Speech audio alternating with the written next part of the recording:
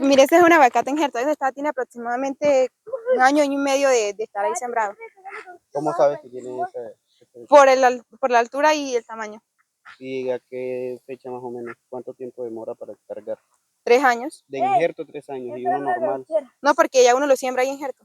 Cuando ya lo siembra no es porque está injertado. Por eso, el de injerto está ahí, demora 3 años en cargar. Ajá. La primera carga. Y si fuera un aguacate normal, por ejemplo, ese es un aguacate, ¿cierto? Ya ese es un aguacate normal. Sí. ¿Cuánto tiempo demora en cargar? Como 4 años, porque ese sí es más, demora más el crecimiento. crecimiento y desarrollo. No vaya a ir a la casa. ¿Por qué?